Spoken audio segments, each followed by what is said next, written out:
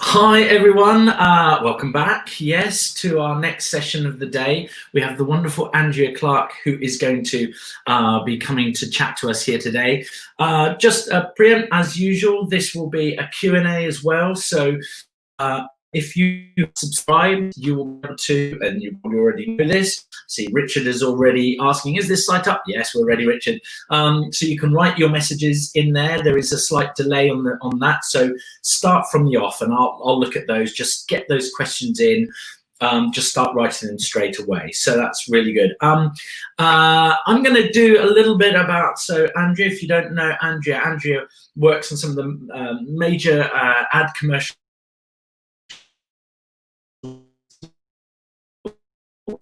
John Lewis, etc.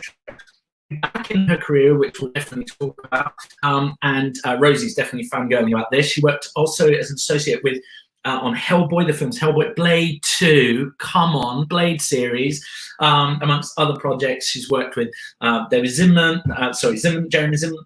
Jerry Zimmerman. I'm struggling today.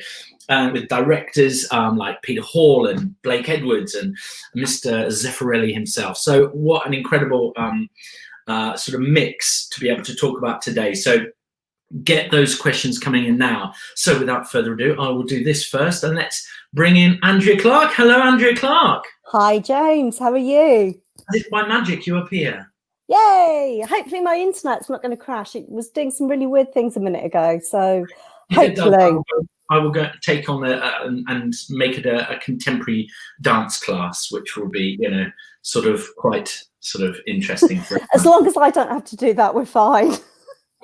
So before we go into you, sort of lockdown dreams. Let's talk about lockdown dreams, because I'm having some really weird ones, and I've got to tell you this one, and I should tweet him. I've never met him, but it was the night before last. I got a knock on the door, and I open it, and it's Dan Hubbard, and he's standing there. I'm like, all right, Dan. He's like, all right, mate. I'm like, yeah, what can I do for you? And he went, I'm here to clean out your freezer.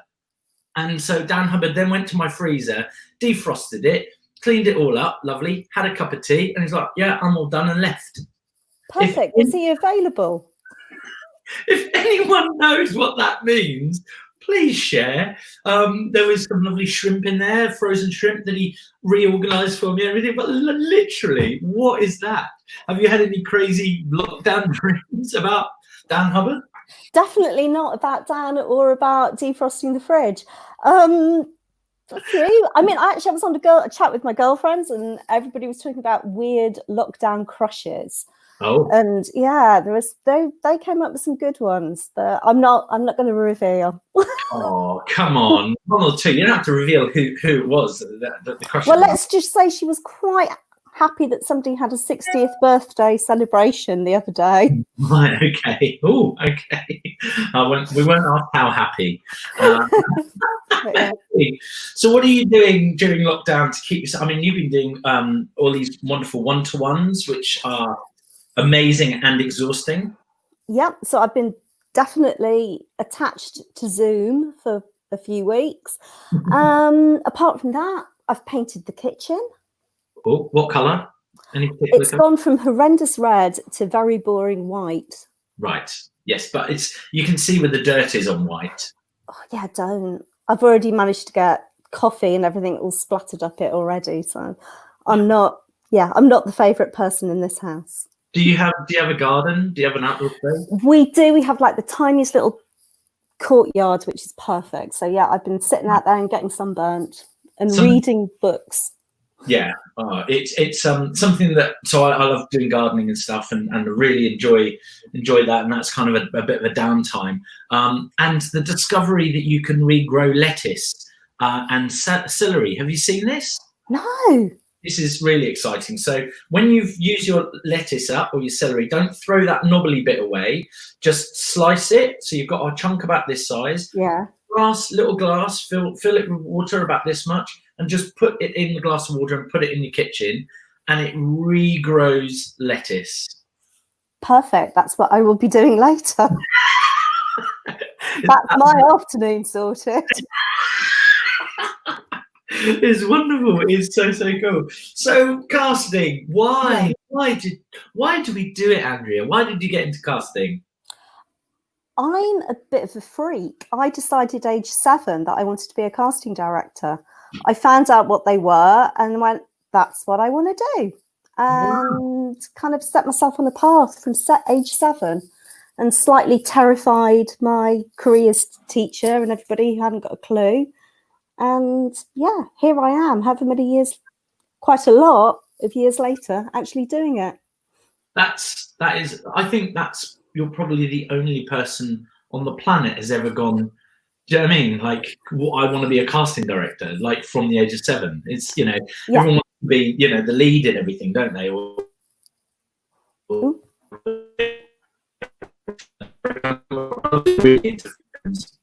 Films, and he had an 8mm cine camera. It was really incredible, that our dad bought us, and they were him, and all the cine film and all that, and he learned to cut together and all this. But he was unsure whether he wanted to be a film director or film producer. And what he was doing, at the end of every film that he would watch, he would see who was the last credit, because he was like, whoever's last is the most important person. So it kind of went, and then he didn't do either. He should have gone on and become a film director. But wow, that's amazing. That really is. Normally it's something people fall into or fall out of another part of the industry into, and things like that. And so what have you done live casting as well, or has it always been screen? I have done a couple of theatre things, but I must say I'd rather leave it to you guys who know what you're doing. It's totally different, and it's something I think when I set out, I was like, yeah, I want to cast for the RSC or the National or whatever, when I was about 14 or whatever. Then I decided that actually it's quite interesting doing other stuff as well, and yeah, suddenly here I am doing action movies. Amazing. And let's talk about the project. So what I think we've pretty much, someone asked us this the other day, that, what's your favorite project? And it's such a difficult question to answer, because they all kind of have their own thing about them. If we've taken a project on, it's because we love whatever the script is, or the project, or whatever it is. We have a passion for it. It could be new work and it's the writer, or it could be established work and it's the show or the piece. So there are elements within it that make it its own sort of favorite. And sometimes for us, it's been the most stressful things and the hardest things that actually afterwards you sit back and go, that was incredible. What are your kind of, I don't want to use the word favorite, but can you highlight some of the projects that you've worked on that were just like, at the time you wanted to just like, run into a wall, but afterwards you felt so satisfying? Well, you and I talked about this before, but it's that when you kind of watch something and you're watching a film that you worked on and you're really proud of it, but you don't actually see the film. You see all the casting sessions, you see all the casting advice notes, you see all the little problems, and you don't actually stand back and watch the film. And I think it's not until quite a lot later that you're able to kind of divorce yourself from the process and actually see the project. And so I think I'd say that a lot of the stuff I really like working on was, I did a bunch of kids films when I was working with Jeremy Zimmerman, and we just found some amazing kids, sort of Aaron Johnson, George Mackay, just really great kids, Freddie Highmore, and just seeing the kids come alive. And I love looking back on those projects now and seeing them on screen. And when have you been to, like, which I'm sure you have, we struggle so much on like opening night or press nights when we go and watch stuff. I mean, literally I sit there and my palms are sweating, because we've kind of done all that pre-work. Often we're the first on the project or second on the project. And like, you do all of that work that you're talking about, all those sleepless nights, all of those actors, and then you get your cast, and then you go, there you go, and you might finish off the contract negotiation, whatever it is, and then that's it for months. And then you turn up maybe you go to like first day rehearsal or something, an intro thing, but you don't see any of the process. And then you turn up opening night and you're like, oh my gosh, do you have that? Have you had that watching films that you've worked on or projects and you go, oh my gosh, what's it going to be like? Definitely. I remember like on Dog Soldiers when I actually went to see it at the cast and crew screening, and I'd not been told that I was going to get a shared casting credit on it. And it was quite a scary film, and people were like screaming all the way through. And then it got to the credits to the end roll, and I just screamed my head off. And everybody went, "What happened? What happened? Did we miss something?" And I just went, "Yes, my name." Oh, that's amazing!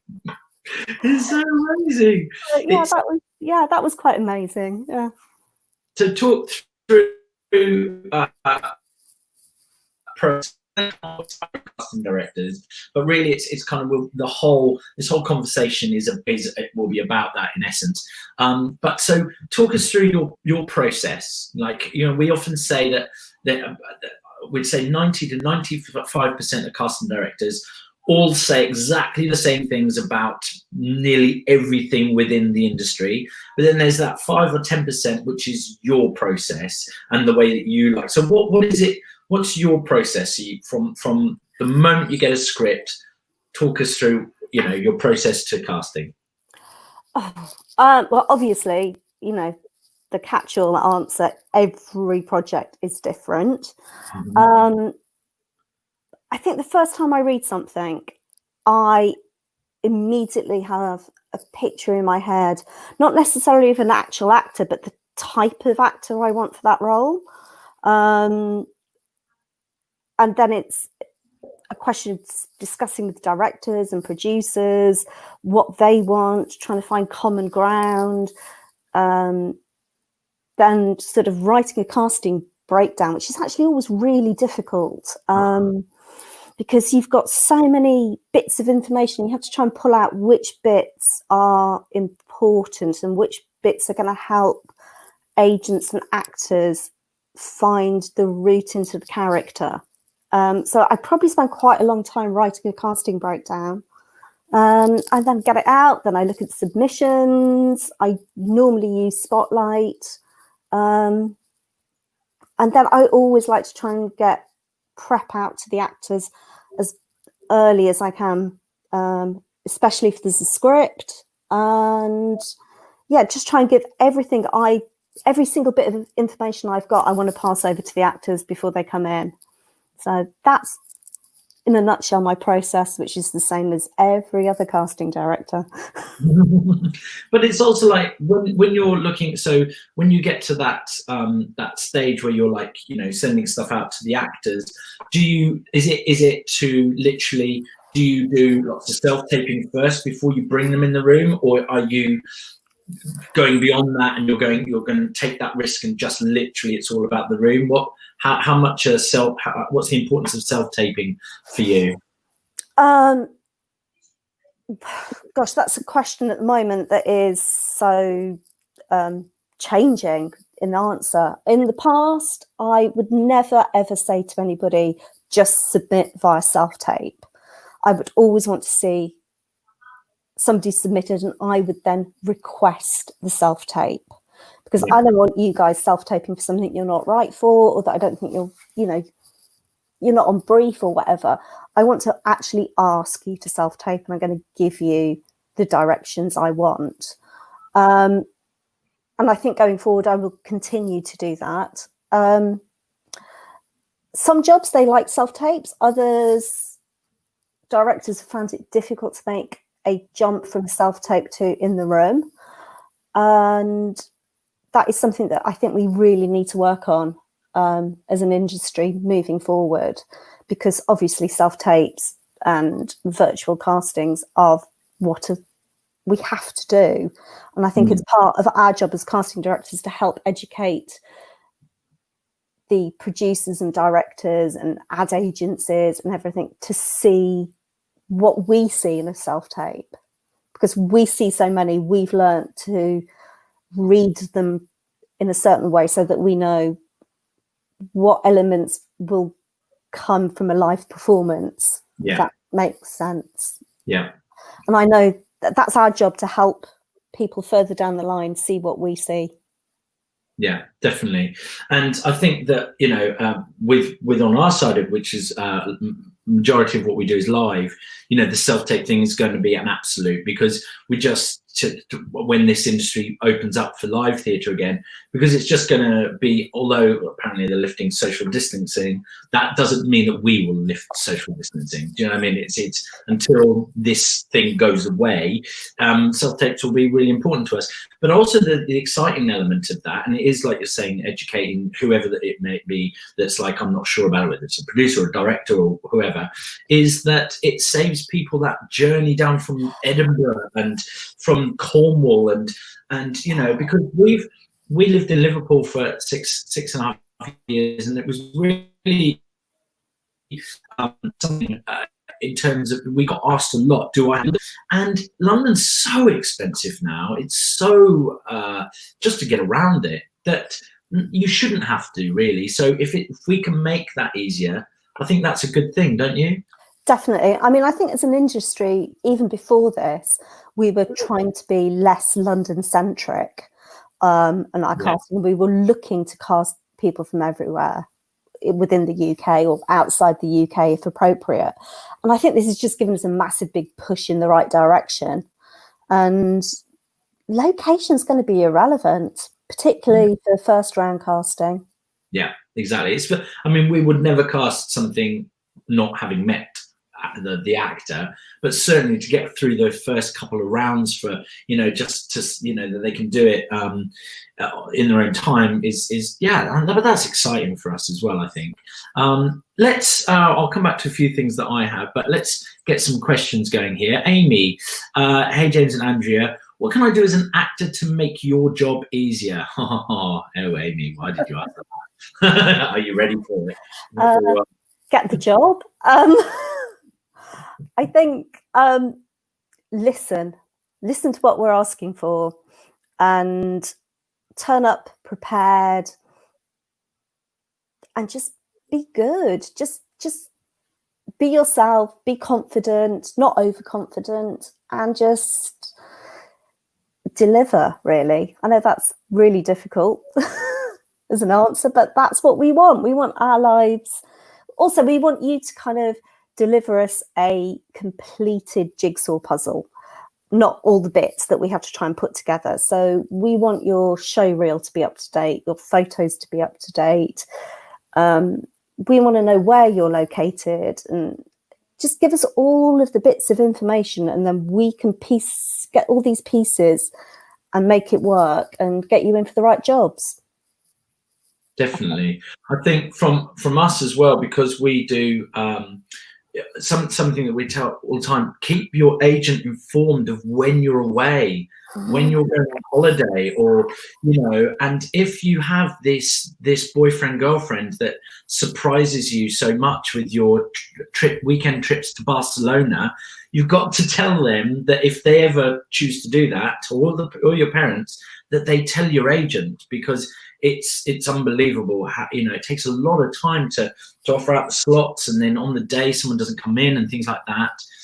That's so important. Keep your agent is your friend, and we work closely with them, and keep your details up to date. Isn't that it? And also, if you've been invited to come to a casting session, please turn up.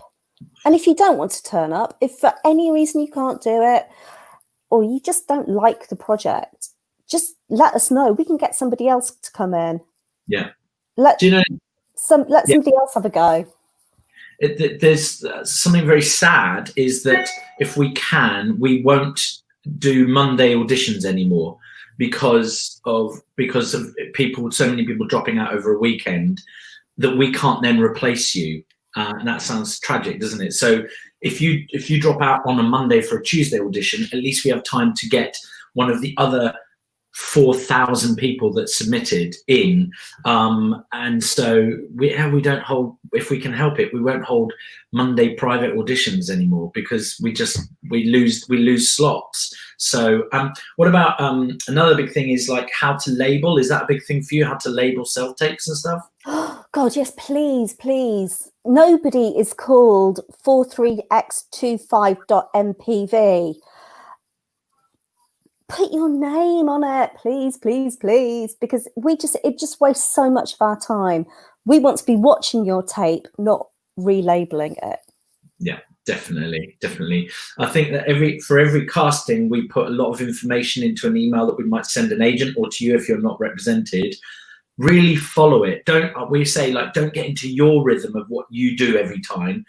Do what that you're being asked to do. So like, we will never want you to WeTransfer to us ever. And the reason is because we work on international projects, so we want to be able to send links. We'll use Dropbox and we'll put links up.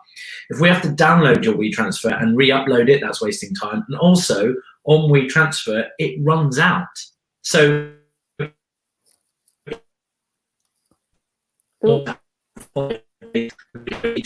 get this done, it runs out, and then we're like, oh right, okay, we've got to now ask them to do it again. So, but every casting director is different, so read those rules. Yeah, I'd say example, definitely. I pretty much always use WeTransfer, so there you go. And exactly, and that's why it's so important to not get into your rhythm, but listen to what each casting director, that's that 5% I'm talking about, in terms of, don't be, oh, well, I always WeTransfer, so I'll just do that. If the casting director is saying, please use a non-downloadable link or whatever it is. So definitely. Florence, hi, Andrew and James. When auditioning or self-taping, is it a good idea to nod to the character through makeup and costume, or not worry about it?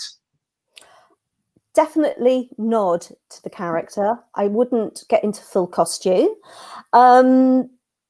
But yeah, if you're going to be playing a teacher or something, you know, sort of don't come in your party dress. And guys, if it's like office manager, you know, go into your wardrobe and take out that jacket and put it on. Just give us a clue. Help us sell you into the part, because that's what we're doing. We're trying to sell you as this character to our directors and producers and clients. So just help us with that. Definitely. Great answer.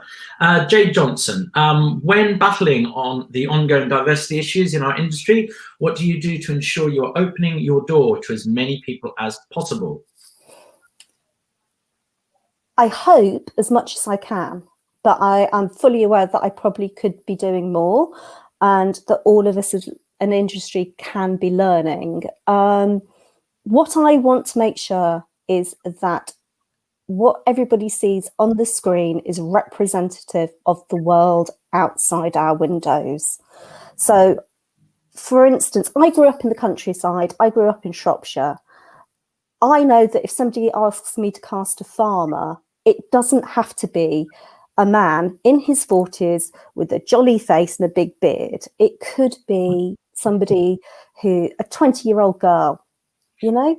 So I want to make sure that we have diversity across role types and everything. So it's not just ethnicity or whatever. I want that world you see on your TV screen to represent the world that you live in. I think that's the best I can do. Definitely. We had a conversation yesterday, actually, that was related to this, and it's been wonderful. So again, from our side, casting majority of live performance, we put in the breakdown any ethnicity welcome. There's a thing that you can tick, any ethnicity welcome, and we so our open dialogue, and Jade, well, obviously we know you, we've cast you in a production in the past, but I'd love you to answer this. We'll get to this later. Something that we struggle with, we'll put that, and we look and we go, oh my gosh, there's no diversity. No agents have put forward any diversity.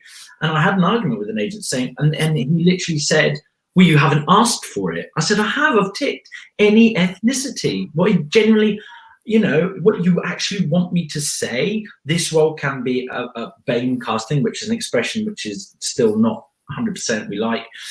Is that what you want? Yes, it is. Well, that can't be. So what we always want is for agents and for you, and I want you to answer this honestly, Jay. If you see a breakdown go out and it's for a role that has always been a Caucasian role in the past, called Samantha, let's say, do you feel that you put yourself forward for that?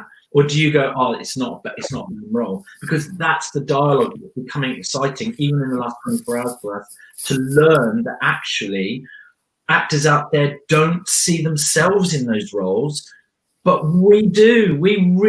Like genuinely, I don't think I've done a casting yet in 6 years where we haven't genuinely wanted all ethnicities for all roles, because we've cast stuff that it just absolutely doesn't matter. You know, we're not doing a historical film on slave trade, for example, where no, you're not going to have, you know, we want that representation of ethnicity in its right place to really tell that story. But other than that, like so we struggle for the industry to actually submit that we generally want. Just to add on to that, we did a casting years ago where once we then put in place the lead actor, who was a black male, and then we were doing our second phase of casting. And once that was announced, our second phase of casting, the various ethnicities went through the roof. But prior to that, it didn't. And there was nothing had changed in the breakdown, apart from announcing that we were generally, because he is the lead, and everyone had assumed that that lead would be a Caucasian male in that. So will you reply to that, Jade? Just, I would love to know more about you. It's an exciting topic for us so that we get it really right. Also, I also want to say on that yes, I have done things where I've only wanted white actors, but there's normally a really good reason for that. Yeah. For instance, if I'm casting a commercial, we often have to cast the children beforehand, or if I'm casting a project where they're maybe filming it in Poland and they're going to cast the kids out there, then yeah, we kind of probably do sometimes want to say, you know, we're casting mum, therefore she is going to have to match this kid. Right. So sometimes there is a reason we ask, but it's always a valid reason. Yeah, definitely. Amy, I'm going to read this one out. I'm not 100% sure on it. Hi, Andrea. I've been acting since I was 14 and often got seen for things by doing brave, weird things. Drama school whipped that out of me, but I sometimes wonder if I'd do well to get back into it. I'm not quite sure what you mean by brave, weird things. So maybe let's have that question back from you. Maybe, you know, it'd be good to know. I think maybe is Amy saying think outside the box. Yeah, but and also remember this is open to all ages, so no swearing. What was this here, Richard? I was just listening to How to Operate the News on the BBC. How do you see casting and the process for working? I was just listening to the How to Operate the News on the BBC. How do you see? Can you write that again with punctuation in, just so I understand the question a little clearer? Do you understand that, Andrea? No, sorry, I'm not going to get Richard. Yeah, let's just have that back. Just scrolling down. Nicholas McBride. Hi, Nicholas. How you doing? I hope you're well. With self-tapes being used more now than ever as a casting director, what are your thoughts in being able to potentially direct an actor using on an online environment to ensure safe social distancing? Yes, that is going to be happening. Personally, I think the way we're kind of moving is going to be self-tapes for round one, round two, a Zoom call or Skype or we audition or something similar where we can give you direction. And then round three is going to be face-to-face in the room with the director, but probably just you and the director and nobody else. So yes, we're learning all these new technologies at the same time as you guys are, so bear with us. Absolutely. Colby, hi Colby. Hello James and Andrea. Obviously throughout lockdown, people, including myself, have more time to spare. Are there any skills in particular you think are great to learn and add to the CV? The skills that I think you should be learning are brushing up on your self-taping, learning all these new technologies, grasping what you can on things like this, which are amazing, and learning and meeting people. If you fancy learning Spanish or the guitar, brilliant. But don't think that is what you have to be doing right now. Looking after yourself is just as important. Yeah, definitely. And I think just maintaining, and this is kind of where this whole initiative came out, just maintaining the skills that you already have, you know, can be good enough as well. And I think, as Andrew just said, then don't put pressure on yourself to feel like every single day you need to be doing something, you know. That time of reflection and like chilling is as important, most definitely. And also keep up to date. Make sure your spotlight page is up to date, your show reel's up to date. Do all the things I'm not doing. I should be sorting out my website and my show reel, and I'm not. I'm here. I'm chatting to you guys. So. But you've been flat out. You've been literally flat out with one-to-ones, like since we, like, for the last.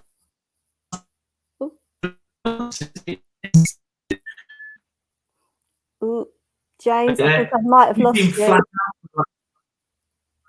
You've been flat out for like the last 3 months with the one-to-ones.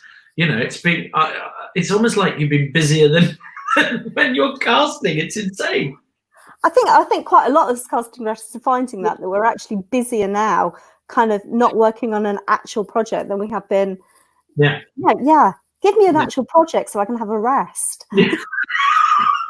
Love it. Okay. From Joshua. Hello. Thank you for doing this. What do you do as casting director to try and see people that you haven't seen before? Thanks. I am always open to seeing somebody, particularly for a commercial, if you are completely on brief and you've got a cracking show reel.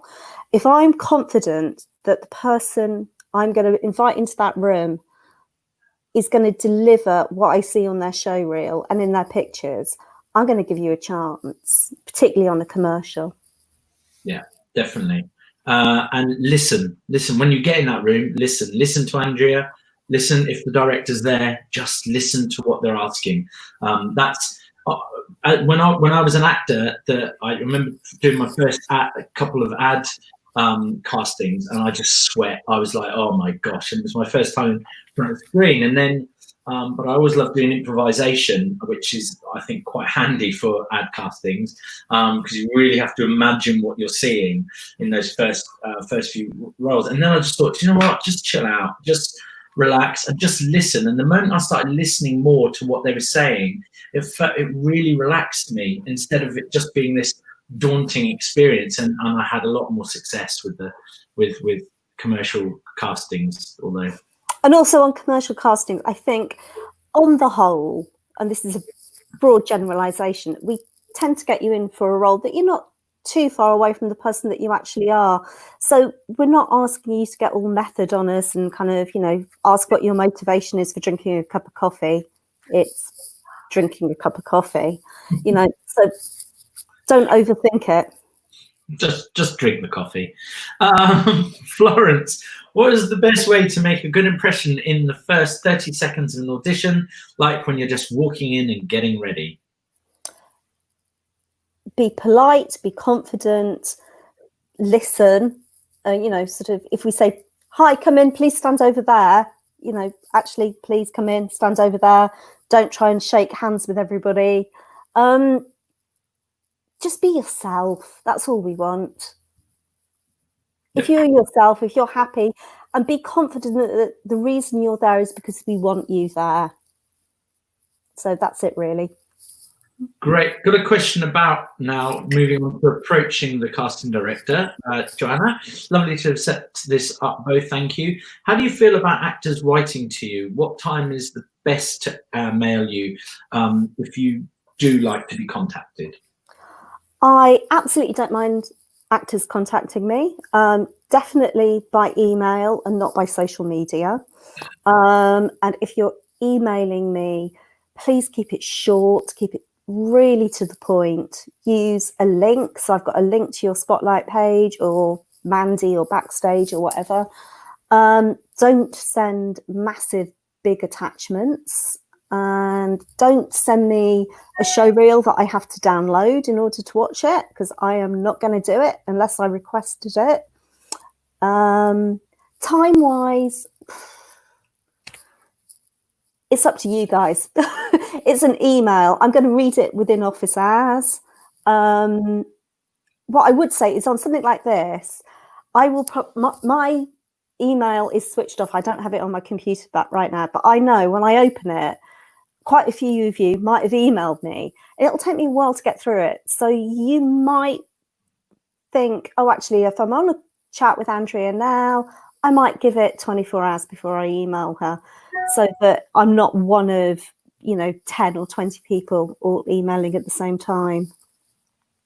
Definitely. And I think that, especially with casting directors, you remember that when they're working on projects, that they're working on those projects, and that we read, for example, we read every single email that comes in, but we won't respond to every email that comes in. We just don't have time.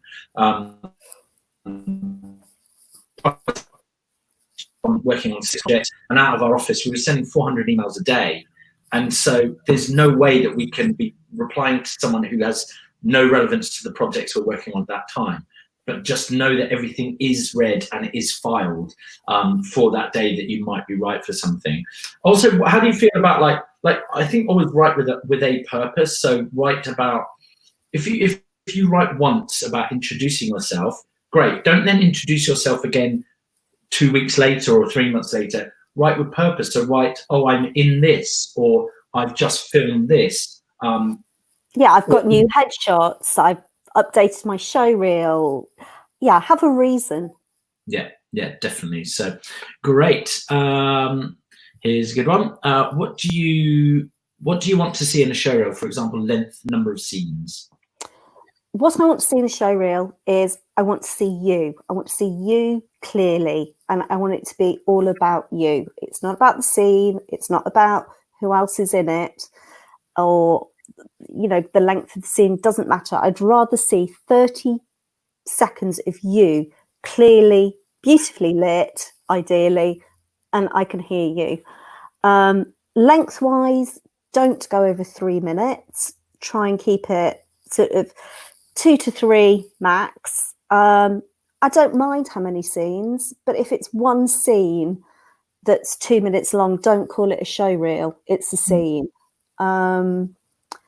I always say label it so I know what I'm looking at.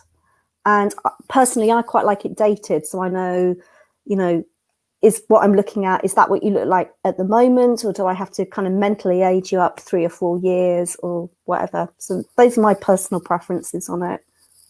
Awesome. Great. From Imogen, hello. What's the best way to be seen by cast directors when you don't have an agent? Oh, this is such a tricky one. Because I'm going to be really honest and say I do send my breakdowns out quite often just to agents. And it's got nothing to do with anything other than the time factor. Because on commercials, you often get a really, really, really short turnaround time. You'll get maybe half a day to prep it.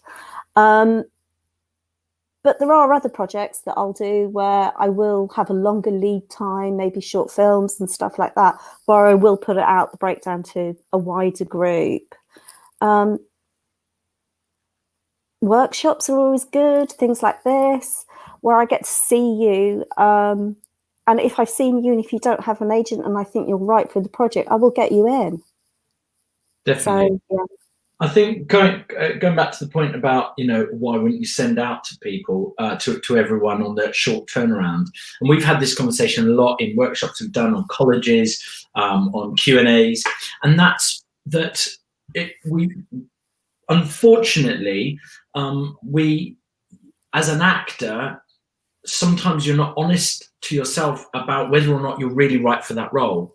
And if people were better at that, in terms of for example, if we're looking for a professional basketball, that kind of level basketball player, and you're 5'6" and you've played a bit of basketball, all that does is waste our time because when we look through the submissions and we're like, oh, what's going on? And it's that if performers, if actors were like, no, I don't have those skill sets. This is not a chance for me to just get myself seen. It just becomes frustrating. So I think that's part of the reason why casting directors don't always put things out when they've got a short turnaround, because actors will submit just in the hope. You know, if you don't have those skill sets for specific roles, then it becomes really difficult. I mean, I've had things where I've like asked for people to be, they have to be based in, say, they have to be based in Swansea. And I've had people write in and go, I've once been on holiday to Swansea. You're like, great, but we actually need you to be there we've got an actual reason we're asking for this. Yeah. Don't just, and it can be counterproductive, just kind of sending out your information saying, hey, I might be right for this, when you kind of know you're not. Because we'll then question you on the times when you actually are right for it. We'll go, well, hang on. Last time she said she was based in Swansea. Now she's telling me she's based in Oxford. Which is it? So kind of, I think, be honest with yourself on it. Oh, have you frozen? Yeah, that's happened a lot to us where we've got, I know you're here. It's happened a lot to us where we've got very excited about someone and exactly the same thing. They've got Edinburgh on their TV and we've written to the agent going, oh, we want to see them. How amazing. They've definitely got a base in Manchester. Oh, no, they haven't. And it's like, that's what we need. So just be really careful with that kind of stuff.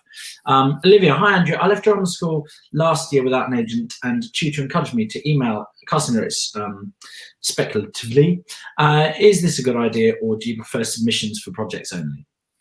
I think we kind of already covered that a little bit, Olivia, but yes, if you've got a reason to write to me, write to me. Keep it short, keep it to the point, and yeah, send it. And don't expect a reply. You might get one, you might not, but yeah, send it in. Here's a good one about, hi, I hope you're well. Just wondering on the etiquette for approaching casting directors directly. If you have an agent already, is there something I should be doing more?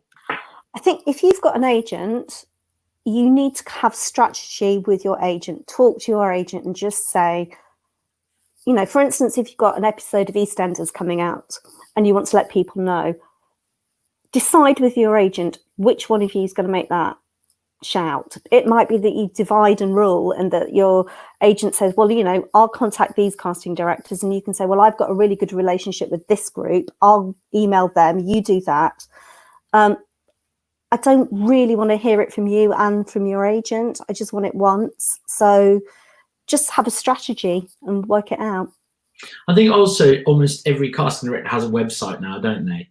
And on there, they you know, always go there first to find out, like, if there's specific ways that they want you to approach. If there's nothing on their website, then it's probably okay to approach. But I think that's something as well. If a casting director has on there, please email and this email address or email like this, that's really, really worth doing. And always find out who you're writing to, not hiya, exclamation mark, or all right. Hello, everybody. I had that one. I had that one. Yeah, we have hiya. Hiya, can I send my stuff? You know, that's just, you know, just send it. And I had a great one. And it was, so I could see the person's name in the subject of the email, in the address of the email, but that was it. And in the subject, it just went, cast me. And there was nothing in the body of the email. That was it. Brilliant. Absolutely wonderful. Olivia, hi. Do you think actors should stick to one main casting type, or is it good to branch out? I always think that you are going to end up playing, as I said, something that's pretty near to who you are, particularly on screen. The name of the game at the moment, and I really hate to say it because it feels like I'm saying it's a trend, and I don't think it is. I don't know what you think, James, but I think we want authenticity, we want honesty and naturalism.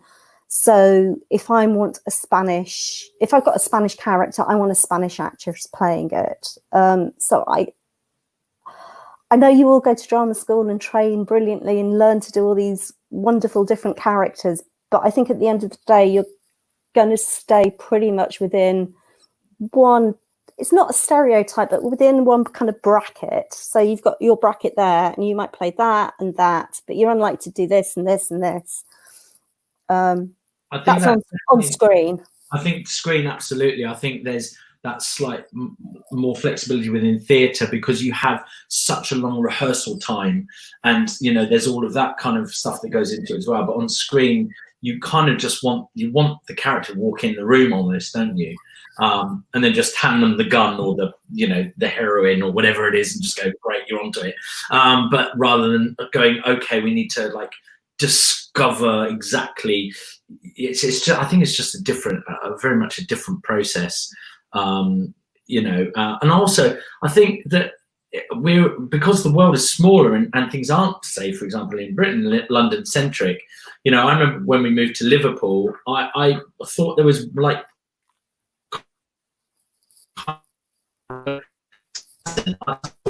and I moved there were about 9, and now when I watch programs and it's a Scouse role and there's not a Scouser playing it, it kills me. It's like I can't listen to it because I'm kind of going, I know that Scouser could have played that role, and they've gone with someone from Kent who's doing a really terrible Scouse accent, and it's just like, so I think that's changed a lot now as well.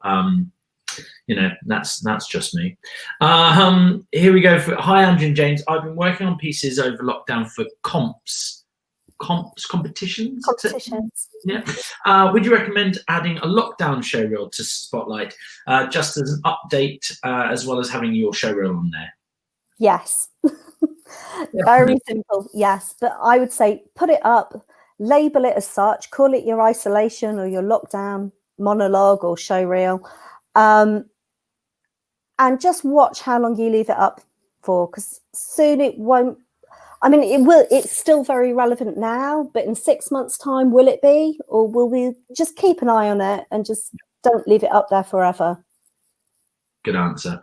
If we're inviting you to see a show in the theatre, what will make you more likely to come? A clear invitation. And don't be afraid to use bullet points if you're contacting me. I want to see what the show is, where it is, and don't assume by just putting the Gate Theatre that I know where that is. Tell me where it is. Is it the Gate Theatre in Glasgow or London? And if it's London, which bit of London? Where's the nearest tube? How long is it on for? How long is the show? Is there an interval? Give me some little, tell me bullet points on it. And then I'm more likely to come if I've got a clear picture of what I'm committing myself to. Also, for us, say that you're purchasing the tickets. I'm sorry, but if we go to the theatre maybe 3 or 4 times a week, and we cannot afford to be paying for all of that. When I was an actor and I was in shows, I would get all the other actors and go, right, I'm inviting this casting director's going to come, let's chip in, because it's not, I know I wrote the email, but they're coming, so they're going to see all of us, so let's chip in and get that ticket all together, because we don't earn enough to buy tickets for everything. So work out a way that you can get those comps, chat to the company manager. If we say that we're coming, that's a big thing, and I'm sorry about that because I know actors don't earn much, but we ain't rich either. Do you know what I mean? And it's like it becomes very difficult, and because we want to go and see as much stuff as possible. And also, I would say, kind of you touched on that, and that if there are a lot of you in the show, don't all write to us. Just one of you write to us. I know. I said that we cast a Fringe production, Anything Goes, and I said that to them, and I said, write as one of you write a letter, get put the program in, get your CVs, post it as a collective cast, and it has so much impact. And they did that, and I think they got like almost every single musical theatre casting director came and saw that show because it's just had such impact. and it was awesome. Would you, so I'm just scrolling through here. Okay, we'll go with this one. I'm a new actor, don't have showreel spotlight. I'm aware of the importance of getting myself out there. I'm wary of doing so without a showreel. Should I wait or email CD, short film, self-tapes? I think you should probably record, as we were talking about, like a lockdown or isolation monologue and send something like that. Obviously, if you've been asked to self-tape for a particular project, do not share that with another casting director or with anybody. That is just for that. There are other platforms other than Spotlight that you can join. So you might want to investigate that and getting links to those. Yeah, get yourself out there, but do it kind of sensibly and responsibly. Definitely. So Jade has responded, and this is really interesting. Thanks so much for your responses. If I'm honest, the any ethnicity bracket can sometimes feel like a way to appear interested in diversity in order to avoid backlash. And that is so frustrating for us. Continue. Oh. We need to talk to Spotlight. We need to talk to Equity. We need to talk to the PA.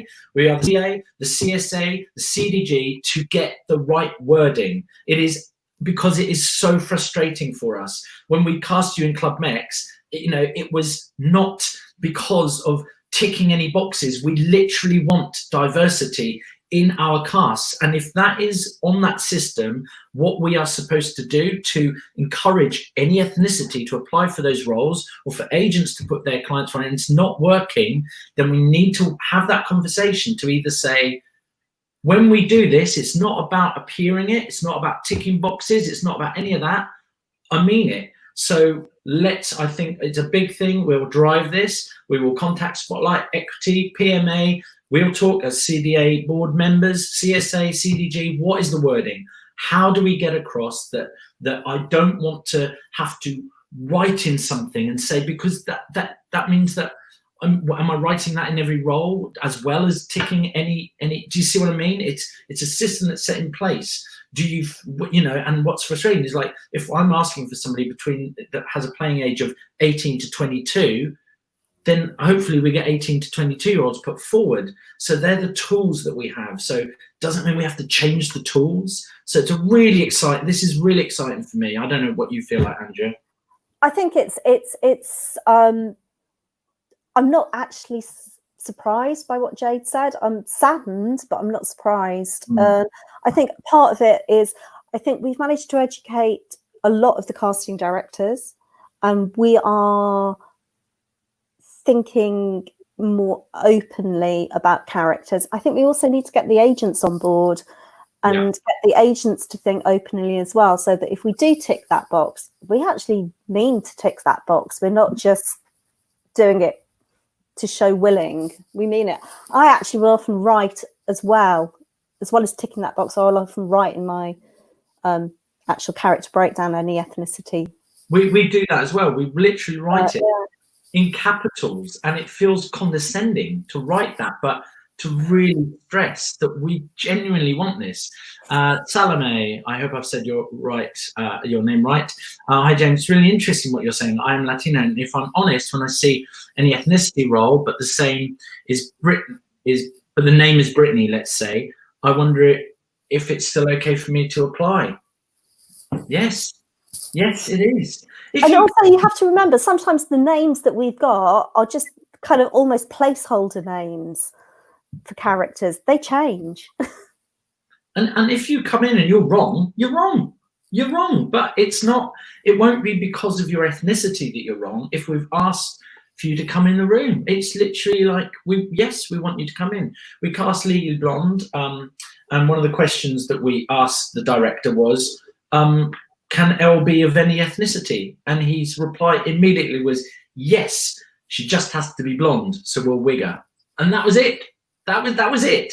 And so that was really exciting. But if I said to you, to Salome, for example, if I said, tell me what Elle looks like, the first thing out your head, Caucasian, blonde, that's what you would go with. And so it's I think it's all of us just breaking that imagery down, so it doesn't, that the obvious doesn't appear in our heads, I think. My agent does not. One second. Let's have a look at this one. How likely are you to invite actors you don't know to audition? How can we give ourselves a better chance of being seen by you? Well, we've covered this, but we'll go. I think it's just a question of kind of getting yourself out there, doing, you know, taking advantage of all these initiatives that are going on at the moment. Emailing us if you see that we're working on a project that you think you're absolutely bang on right and you're right for it. Workshops when we're up and able to do them again. Yeah, pretty much what I said before, plus that. So Eva McKenna, hello, thank you for doing this. My CV is predominantly theatre, but I would love to be seen from a screen work. I have a show reel for screen. Is there any more I can do to get in the room? So we have answered this a lot, but why I brought this up again is Eva has a fantastic show reel. It's really, really great. And yes, so all you can, by having that reel,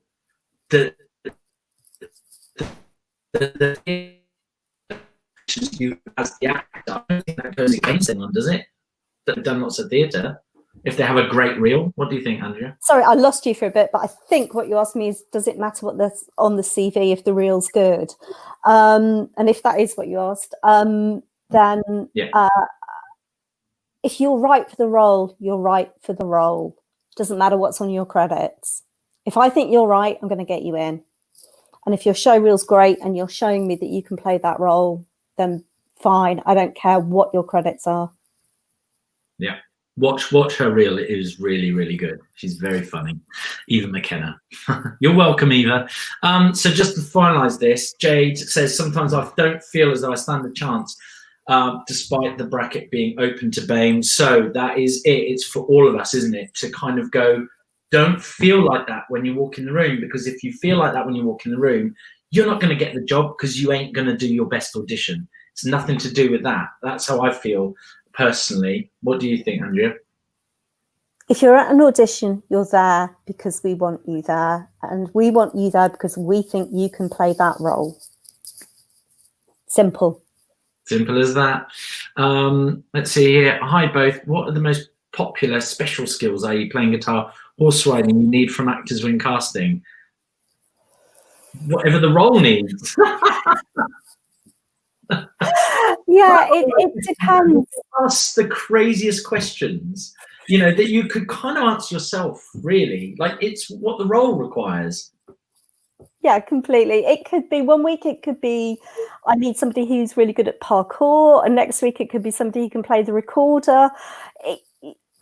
Don't try and think, oh my God, I've got to get all these skills because then I'll get a role.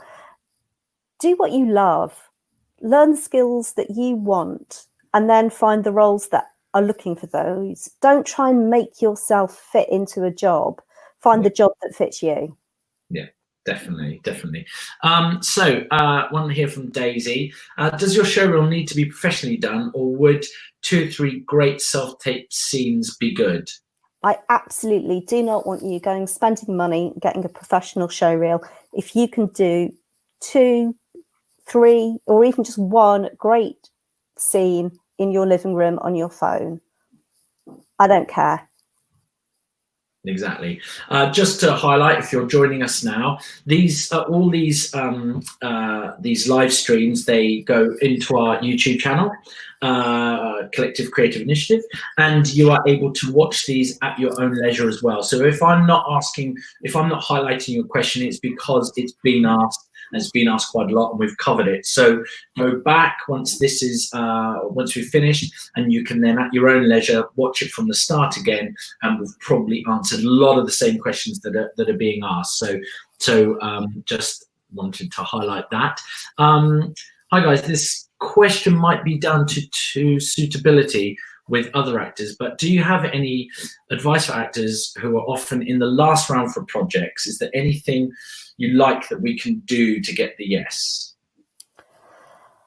when you get down to the last round, as you kind of say, Rosie, it's often about just getting chemistry right. And often on commercials, it's down to something like we've got one redhead, we don't want to have two.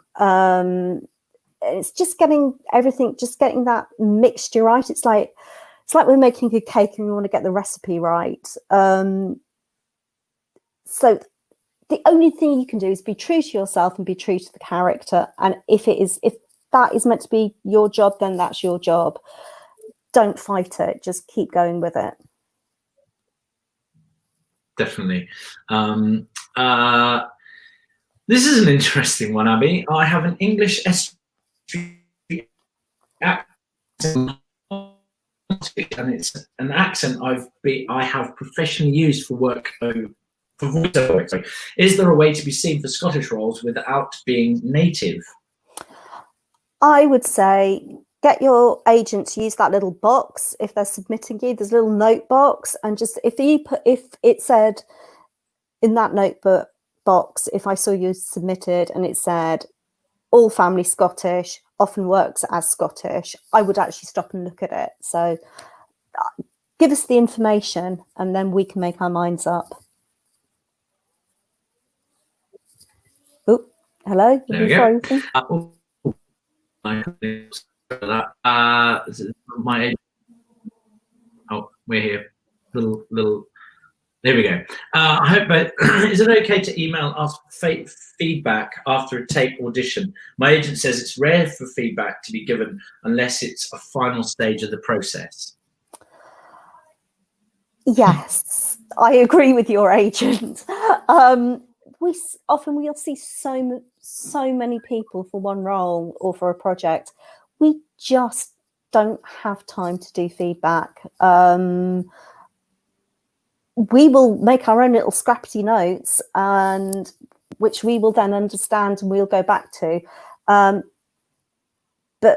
it won't necessarily mean anything to you what I write down. I'll write down blue top, gold necklace or something, and that will remind me who you are and what I might get you in for, but it won't mean anything to you in terms of feedback. And we just don't have time, unfortunately. Sorry. But one thing I will say is like the whole it's so difficult. Yeah, and the whole kind of like yes no thing. What I will do is if you were put on pencil, I will definitely let your agent know whether you've got the job or not as soon as I know, which is often a lot later than you think it will be.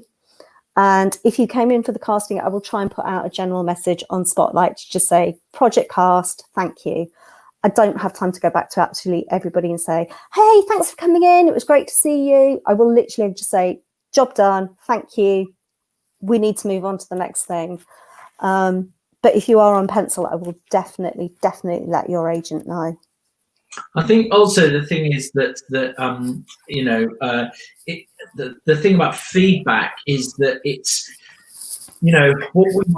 what we might feedback for that project may not be relevant for the next one, for the next one, for the next one. And really the key is to constantly work. We talk a lot about actors being like sports personalities that, they constantly train. They are constantly out training to become the fastest sprinter. You train every single day. And I think it's as much to do this kind of stuff or to do class, stay in class, and let your tutors be the people that are feeding you back, and ask for honesty. Don't ask for, oh, be nice to me. Be like, tell me what I remember my first singing lesson when I was at drama school, very first, it was a group thing, and I stood up and I sang, and my singing teacher went, your eyes are dead, sort them out. And I was like, okay then, right, I'll go off. And I did, and I spent like the next few weeks working on what he meant, and I worked in the mirror and I said, I see what he's saying, I'm just kind of like glazing over. They're the people that need to be giving you that feedback. I mean, for us, we will give you feedback if we've had you in a lot and you're almost getting it. We might feedback, look, this, but it's that we only do that for the same project, really. But it is very difficult, and I think also too much feedback starts to play with your mind as much as not having all that feedback. Just come in, like Andrea said, do your thing, be you, deliver, listen, turn up on time. There we go, and then off you go and on to the next one. I think that's kind of like a big thing. Don't get too stressed about the feedback thing. I don't know. Initially, then paid input community because it's one second. I'm just trying. Well, let's have a look. I want to say thank you for doing this. I'm watching a lot of the broadcast. Oh, brilliant! Thank you very much. Well, it is for you guys, so so really great. So. Chris, didn't expect to get laughed at. There we are. Clearly, it's what the role requires, but I think it's clear that many more people ride horses on screen than ride tricycles. Just thought there was a pattern you saw. Not really. Not really. It's because that. Yeah, no, and that's the only thing I would say is don't lie about being able to ride a horse. Yeah. We will get you on set and you will be found out. The horse will find you out. If you can't, you will get thrown off.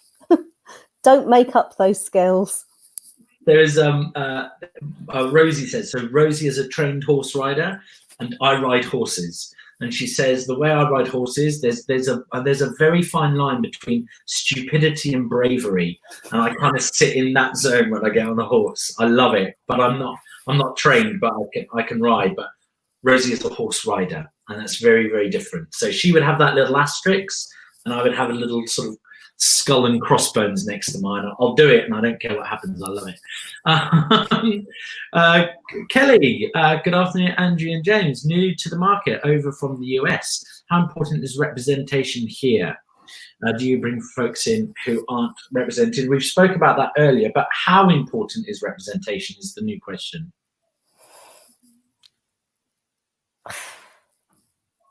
I hate this answer because I think it is very important, actually. And I hate having to say that, but I think it is. However, I think bad representation is counterproductive. You'd be better off representing yourself. If you don't gel with your agent and if you think your agent isn't working for you in the right way, you are better off working for yourself and representing yourself. Definitely. Tactfully said over here. I like that. Just at this point, I just want to say, so both are board members of the CA, that's the Casting Directors Association, and Rosie is also a member of the Casting Directors Association. How do people out there follow us, Andrea? Right. So Casting Directors Association is probably most active on Twitter, which is at CDASSOC. And from there, you can find a link through to our new YouTube channel where we've been covering lots of little sort of topics like how to do a self-tape. This week's topic, which should be up sometime, I would say probably next week, is actually on self-representation. So a lot of your questions will be answered over there. I think Rosie's doing one, isn't she? What's Rosie? You've got Rosie doing something. That's the next one. Oh, okay. But Andrew said, shh. Okay, we won't say what. Okay, so Rosie will be on that one. It's a hot topic that a lot of people are talking about already. So, yeah. Brilliant. Nick's back. Nick, by the way, that picture, storming, mate, storming. If you're interested in working in casting, where is a good place to start? Well, as you kind of might have heard at the beginning, my route to casting was a bit of an unorthodox one in that I kind of set out in order to become a casting director. So I actually did a degree in journalism and video production because I knew that particular, it was actually Polytechnic of Central London, that they had a very strong course there, and that part of their remit was to make sure that we got into the jobs we wanted to. So when we did our dissertation, we went out and interviewed people who could potentially give us jobs. So I met lots of casting directors and I got some work experience actually at the Royal Court. So I have worked in theatre, James. And then from there, I just wrote to every single casting director and said, can I come in? Can I help? And then I was lucky enough, somebody said yes. Jeremy Zimmerman and Noel Davis said, come in for half a day, come and make some tea. And 16 years later, I was still working with Jeremy. It's amazing. Absolutely incredible. That leads on to Colby, who's saying, do either of you offer internships looking for an assistant in the future for those of us who are interested in the casting process? Sadly, I can't. I work from home. I don't have the facility to have interns or do work experience for people. I will sometimes, if I've got a very big casting, need help to kind of wrangle it, and I will ask for help. Most times I take the casting sessions myself. I like to be really hands-on. So yeah, but there are other casting directors that have bigger organizations and bigger offices that do take people on for work experience. So that is a great way in. Yeah, we were literally about to offer someone an assistant role for us, and then lockdown happened.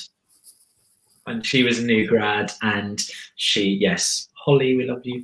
But obviously that is on hold now. So that's very sad.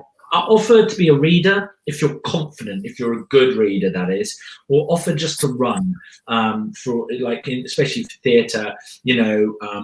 Running is a good way where you might just be outside the room, signing people in, helping with dance work, going to get coffee, things like that. And it's just to get a sense of it's very much about people. You have to be great with people and great at admin, really good at admin. Oh my gosh, it's like there's so much admin. So if you don't enjoy admin and you're starting out and you aren't able to afford to pay for someone to do all that for you, get used to doing admin, because it's a lot.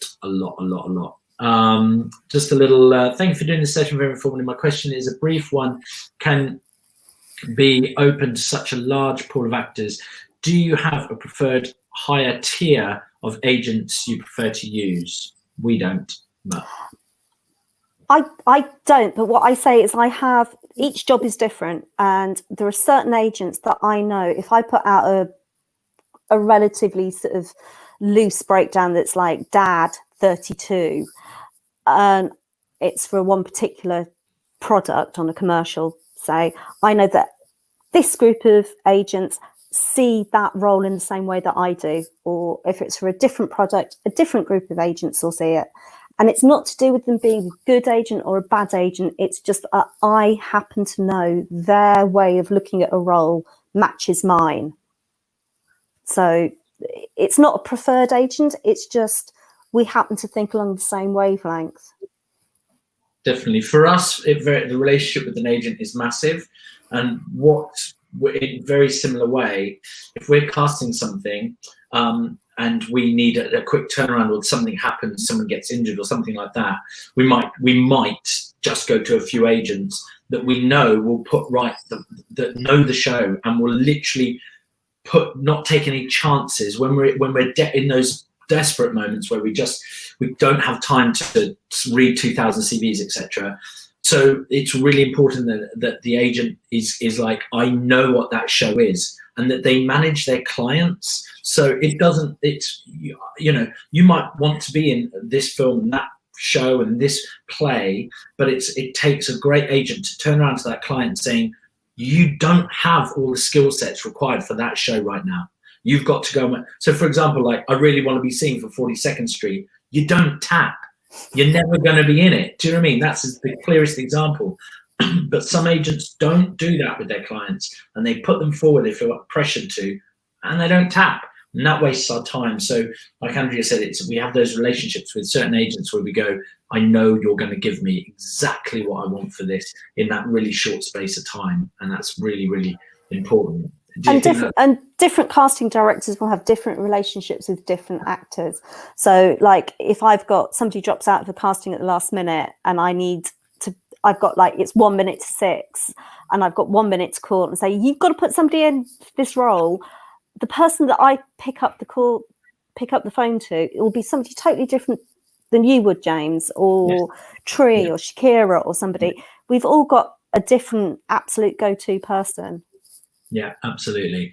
This is a really good one. Hi, James and Andrew.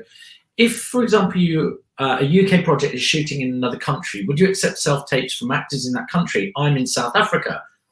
Hello, South Africa. Amazing. We're international people. And a lot filmed here. They do a lot of adverts and films and TV film there. How do you feel about that? This is a question for you, definitely.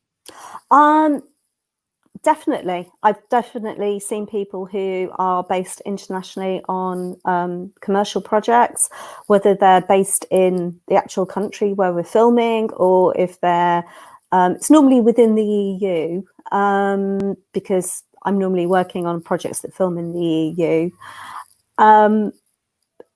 The one thing that I would say is if it comes down to the crunch and you're in Cape Town and my director's in London, and he wants to meet people face to face, he's going to have to meet you via Zoom or Skype. You know, it's not a no, but it's just another loop that we've got to jump through.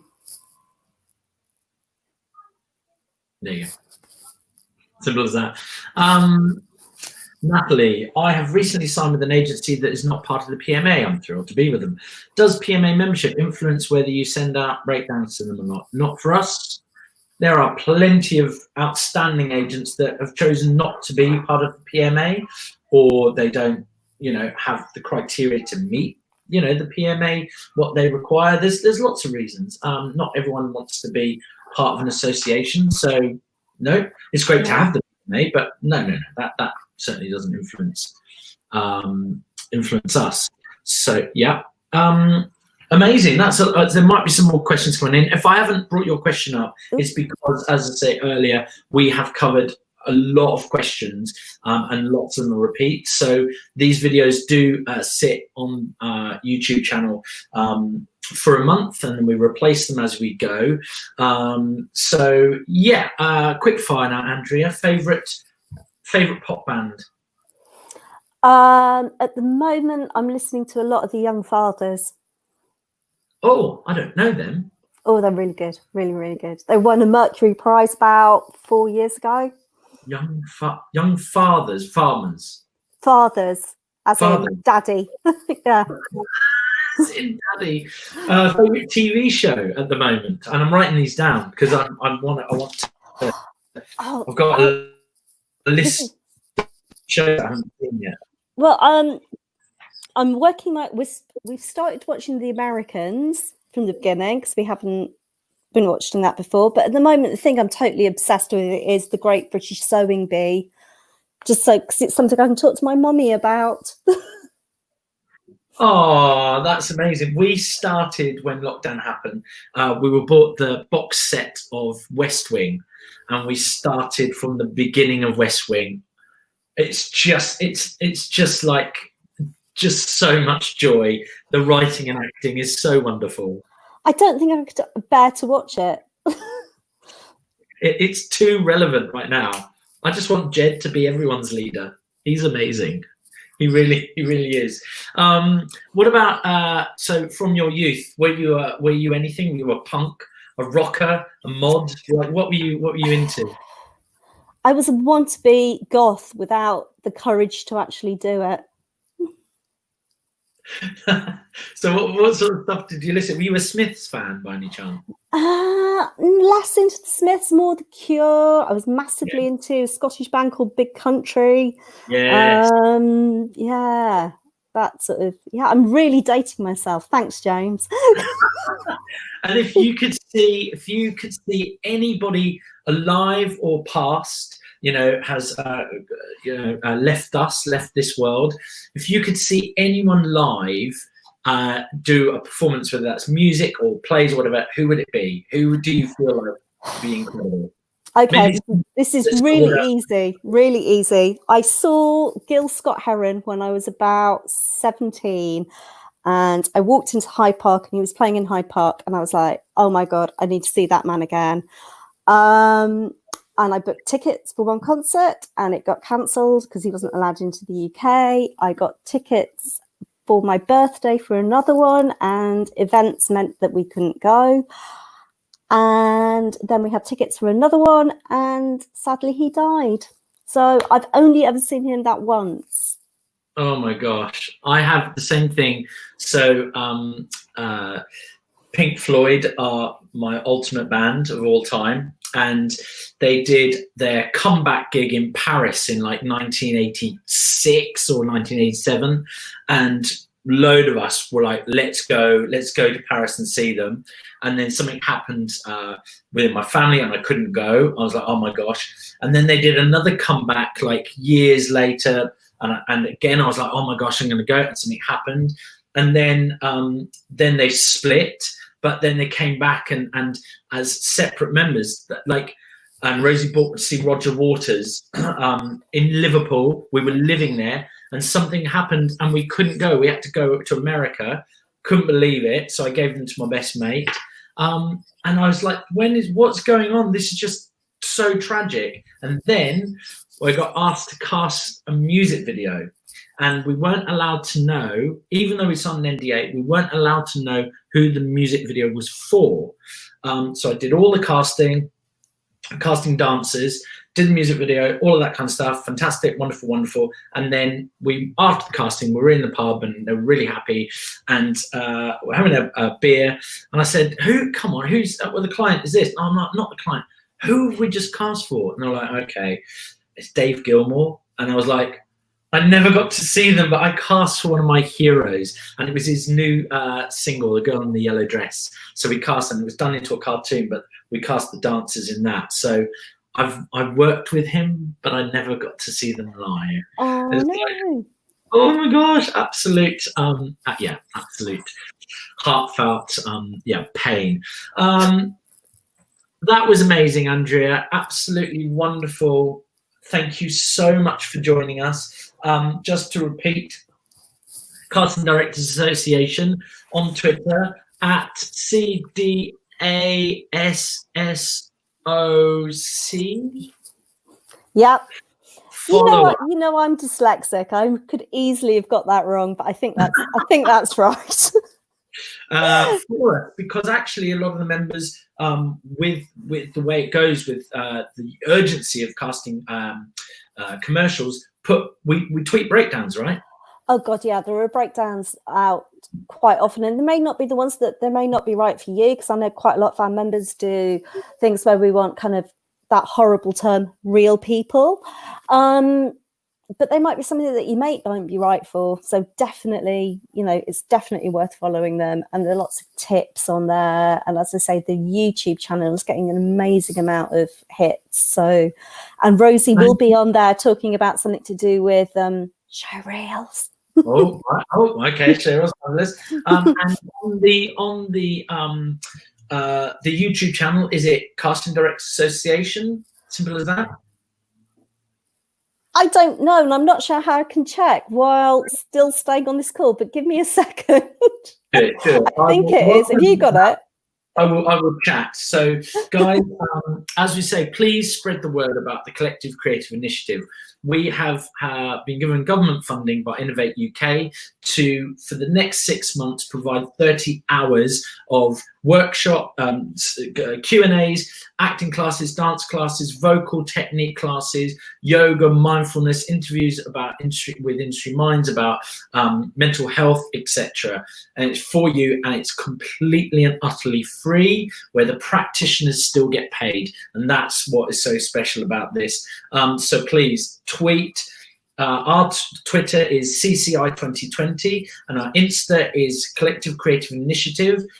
Please just tell every single active performer that you know out there about it. We're already reaching, yesterday we had people in Portugal and Holland, now Cape Town, so on and so forth. We do want this to be a global thing. It's for everyone. It's completely open and accessible to everyone out there. So please, please, please spread the word. Have you found it? Yes, I have. So if you just Google CDA, Casting Directors Association, YouTube, it'll come up. I Brilliant. just did There we go. So, done. and if you subscribe, like if you subscribe with us, then you get those notifications like when stuff is done and all of that kind of groovy stuff. Andrea, thank you so much for your very precious time.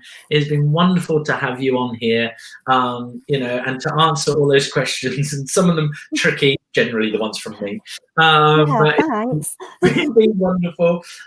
When I send you out the room, just hang about so I can chat with you afterwards. Will do. What will happen now is that you'll get loads of thank yous come up, which is really special. So thank you from everyone out there. Well, thank you, everybody. It's been lovely to chat to you. And James, as always, you've been an absolute star setting this up. I can't believe how you've turned this around so quickly. You've just... Rosie and I literally have bagged. I finally got 8 hours sleep last night, but yeah. Yes. It's been a lot. It's been a lot. But, I mean, I because I see the social media stuff for the CDA as well as on my own, I can see how much love there is for you guys for doing this. And I just think, hats off to you. Well done. Thank you so much. Well, it's amazing to have you all part of this. So enjoy your day. Go and enjoy. The sun is sort of trying to come out there. Yeah, we'll see. I've already got enough of suntan and sunburn. Watch some TV. Brilliant. Thank you so much, Andrea. I'll see you in a minute. Take care. Bye-bye. Bye, guys. Well, that was amazing. I hope you found that useful. As I say, lots of you asked questions that had already been answered. So please, everything stays on our YouTube channel for you to watch at another time. There are other amazing things on there. You know, there are other things to try. Yoga, the Pilates for dancers. Seriously, I did the warm-up and then I stopped. That is full on but wonderful. We have got some incredible people coming up in terms of like coming up in the future over the future weeks. Rosie is downstairs working really hard at getting the next couple of weeks. We'll kind of upload 2 weeks at a time. So by the end of this week, we'll have a few more weeks up there.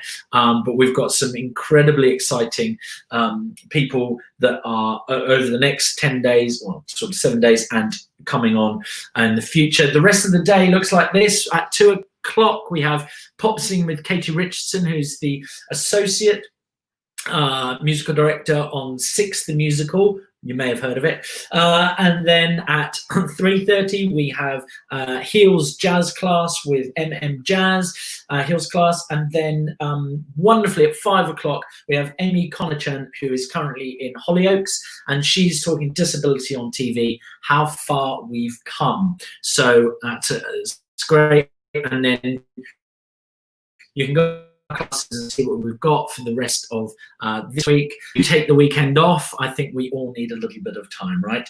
Thank you so much. It's been wonderful. Thank you to Andrea Clark again. I'm going to do my embarrassing looking off to end the broadcast over there.